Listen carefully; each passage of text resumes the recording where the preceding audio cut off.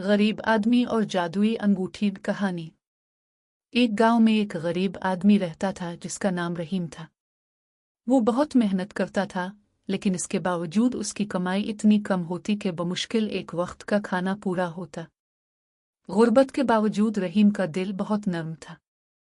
वो दूसरों की मदद करने में कभी पीछे नहीं हटता था, चाहे खुद के पास कुछ ना हो। एक दिन शाम के वक्त वो लकड़ियां काट कर वापस आ रहा था कि रास्ते में एक चमकते हुए पत्थर के नीचे कुछ देखा।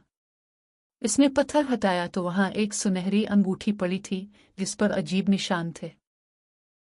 अंगूठी हाथ में लेते ही एक रोशन सी रोशनी फैली और एक नर्म आवाज आई, मैं इस अंगूठी की रूह हूं, जो चाहो मांगो। रहीम हैरान तो हुआ मगर घबराया नहीं। इसने आहिस्ता से कहा, मैं सिर्फ इतना चाहता हूं कि इज्जत से जी सकूं और उन लोगों की मदद कर सकूं जो मेरे जैसे तकलीफ में हैं। रूह मुस्कुराई और उसकी ख्वाहिश पूरी कर दी। इस दिन के बाद रहीम की जिंदगी बदल गई।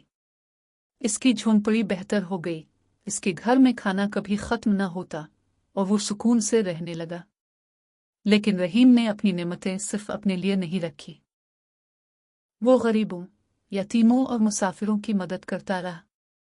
लोग इससे पूछते, तुम बादशाह जितना अमीर क्यों नहीं बन जाते? रहीम मुस्कुराकर कहता, असल खुशी जरूरत से ज्यादा चीजें रखने में नहीं, दूसरों को देने में है।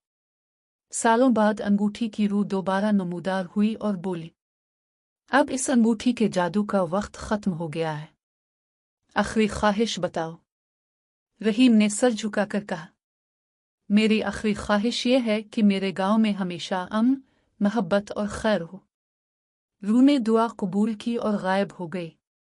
अंगूठी तो चली गई, मगर रहीम की नरमी और अच्छाई ने गांव के दिल बदल दिए और वहां हमेशा सुकून कायम रहा। सबक मोरल, असल दौलत जादुई चीजों में नहीं, नेकी और दूसरों की मदद में है।